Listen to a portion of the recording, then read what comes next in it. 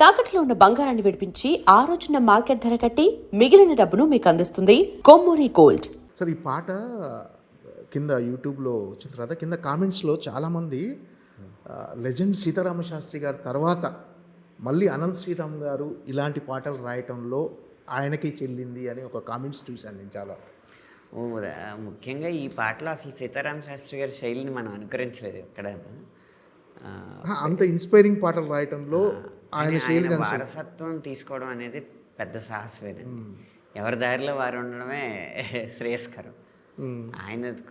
ఆయన వదిలిన ఆ జ్ఞాన సామ్రాజ్యం ఏదైతే ఉందో, ఆ జ్ఞాన సంపద ఏదైతే ఉందో, అది ఆయన పేరు మీద అలా ఉండడమే కరెక్ట్. దానికి వారసత్వం లేదు.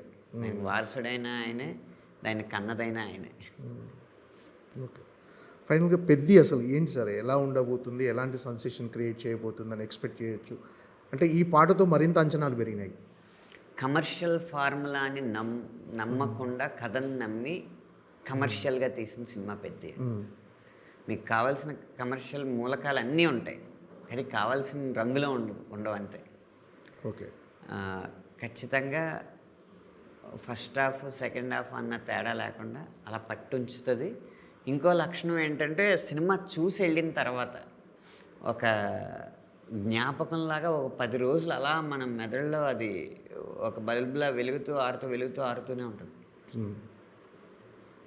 సార్ మీ తదుపరి సినిమాలు ఏంటి, ఎలా ఉండబోతుంది సాహిత్యం? అందులో స్పిరిట్ సినిమాలో పెద్ద తర్వాత స్పిరిట్ తర్వాత చెన్నై లవ్ స్టోరీ, తర్వాత దుల్కర్ పూజా హెగ్డే గారి సినిమా, రకరకాల సినిమాలు వస్తున్నాయండి. ఇలాగా రాస్తున్నాను. అంటే చిన్న సినిమాల్లో కూడా చాలా పెద్ద స్థాయికి వెళ్ళే పాటలు ఉన్నాయి, పెద్ద సినిమాల్లో కూడా చాలా విలువైన పాటలు ఉన్నాయి. అదృష్టం కొద్దీ 2026 విలువలతో కూడిన విజయం వచ్చే అవకాశాలు ఎక్కువ కనిపిస్తాయి. ఏంటి సార్, అంటే స్పిరిట్ ఎలా ఉండబోతుంది అంటే ఆల్బమ్ పరంగా, మ్యూజిక్ పరంగా? అంటే అందులో ప్రభాస్ గారు ఒక కాప్ రోల్ చేస్తున్నారు, అంటే అది సందీప్ రెడ్డి గారు వంగ గారి శైలిలో ఉండబోతుందా సినిమా ఏంటి అంతా? యానిమల్ ఆల్బమ్తో పోలిస్తే ఇంకొంచెం సాంద్రత ఎక్కువ ఉంటుందండి ఈ ఆల్బంలో. ఎంచుకునే పదజాలంలో కూడా కొంచెం యానిమల్ కంటే కూడా సాంద్రత ఎక్కువ ఉండే అవకాశం. అలాగే ఎప్పుడో మనం మర్చిపోయిన మెలోడీస్ని కూడా వినిపించే అవకాశం ఉంది ఈ ఆల్బమ్. అంతే సమయంలో ఎనర్జెటిక్ పాటలు కూడా ఉన్నాయి, కానీ ఇలా ఫార్ములా లాగా కాదు. ఇక్కడ ఐటమ్ సాంగ్ అని అలా ఫార్ములా సాంగ్స్ ఏం కాదు, అన్నీ ఆ కథకు ఉపయోగపడే పాటలు. ఓకే సార్, అవునంటే కాదని, అవునన్నా కాదన్న మీ కెరీర్లో ఫస్ట్ మూవీ కాదంటే అవునండి. కాదంటే అవునండి. అప్పటి నుంచి ఇప్పుడు మీ ప్రయాణం యాజ్ లిరిక్ రైటర్గా సంతృప్తికరంగా ఉన్నది సార్? ఇప్పుడున్న పొజిషన్ నేను సాధించిన సంతృప్తి ఏంటంటే అండి, ఒక పీరియడ్ ఉంటుంది, ఒక పీక్ ఉంటుంది, ఇలా అంటూ ఉంటారు కదా, అలాంటి వైవిధ్యం ఏది నాకు సక్సెస్ పరంగా ఇది పీక్స్ అని, ఈ పీరియడ్లో బాగుందని లేదు.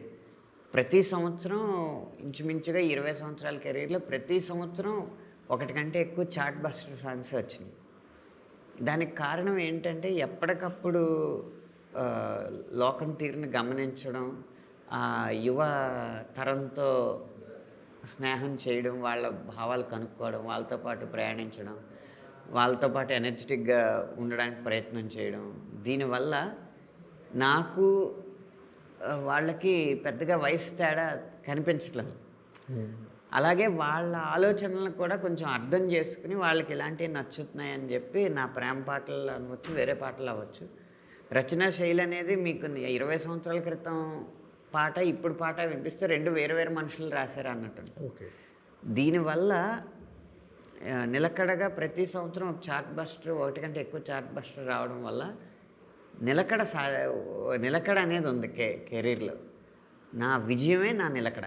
ఓకే, అది అనుకుంటున్నాను. తర్వాత మధ్యలో మిలియన్స్ వచ్చేస్తాయి, బ్లాస్ట్లు అవుతూ ఉంటాయి. కొన్నేమో చాలా సెన్సిబుల్ వ్యక్తులకి చాలా బాగున్నాయి అనిపిస్తాయి, కొన్నేమో సెన్స్ లేని వ్యక్తులకి బాగా నచ్చేస్తూ ఉంటాయి, ఎందుకంటే వాళ్ళనే టార్గెట్ చేసి రాస్తాం కాబట్టి. అలా రకరకాలు ఉంటాయి. ఇవన్నీ నా రచనలో వచ్చినాయి. కాస్త సరదాగా పాడుకోవడానికి, కాస్త కితకితలు పెట్టుకోవడానికి, అలాగే కూర్చుని ఆలోచించడానికి, లేదా అలా మధురానుభూతుల్లో తేలుతూ పాటలు వినడానికి, వీరికి కావలసిన అన్ని రకాల పాటలు వచ్చినాయి కాబట్టి నేను సాధించిన నిలకడే నా విజయం అని నేను భావిస్తున్నాను. అంటే సాహిత్యపరంగా మీరు ఒక అప్రస్తుతంగా మీరు ప్రతి పాటను ఒక సూపర్ హిట్ పాటగా మలుస్తున్నారు. అంటే కెరీర్ స్టార్టింగ్ నుంచి ఇప్పటి వరకు ఆర్థికంగా అంటే ఒక పాటకు లభిస్తున్న ప్రతిఫలం పట్ల మీరు ఎలా తీసుకొచ్చుకో ఆర్థికంగా పాటకు లభిస్తున్న ప్రతిఫలం ఆ రెమ్యునేషన్ కానీ అంటే ఒకటి మాత్రం చెప్పగలనండి. ఒక తరం రచయితలకు మాత్రం చాలా వాళ్ళ ప్రజ్ఞతో పోలిస్తే చాలా ఎక్కువ వాళ్ళు చాలా తక్కువ పారితోషికం అందిందండి. ఒక తరం రచయితలకు మాత్రం అది ఖచ్చితంగా చింతించాల్సిన విషయం. అలా పోలిస్తే ఇప్పుడు రచయితలకి చాలా మంచి పారితోషికం అందుతుంది. కానీ సినిమా బడ్జెట్లతో పెరిగిన ఈ బడ్జెట్లతో పోలిస్తే లిరిక్ రైటర్కి అందే శాతం రెమ్యూనరేషన్ ఇంకో 30% న్యాయం జరగాల్సి ఉంది. అదృష్టవశాత్తు నాకు హిట్లు ఎక్కువ ఉండడం వల్ల నాకు కావాల్సిన వరకు నాకు అందుతుంది. మిమ్మల్ని డైలాగ్ రైటర్కి కానీ కథా రచయిత కానీ చూసే అవకాశం ఉంది సార్ ఫ్యూచర్లో? లేదండి, ఈ పాటలకే సమయం. ఏదైనా నేను మామూలుగా కథా చర్చల్లో సలహాలంటే ఏమన్నా సందేహం వస్తే నన్ను అడిగితే తీరుస్తూ ఉంటా. లేకపోతే ఒక పెద్ద డైలాగ్ని ఒక చిన్న మాటలో చెప్పాలంటే మీకు లిరిక్ రైటింగ్కి ఆ లక్షణం ఉంది కాబట్టి ఇది చిన్న మాటలో చెప్పాలంటే ఎలా అని ఆ డిస్కషన్లో అడుగుతూ ఉంటే చెప్తూ ఉంటాను. కానీ పూర్తిగా దాని మీద ఇప్పుడు ప్రస్తుతానికి ఏకాగ్రత చూపించాలి. Okay sir, all the best. పెద్ద సినిమాలో మిగతా పాటలు కూడా బ్లాక్ బస్టర్ అవ్వాలని, మీరు రాయబోయే పాటలన్నీ మిగతా సినిమాలన్నీ కూడా పెద్ద విజయాలు సాధించాలని మనస్ఫూర్తిగా కోరుకుంటున్నాను. Thank you so much.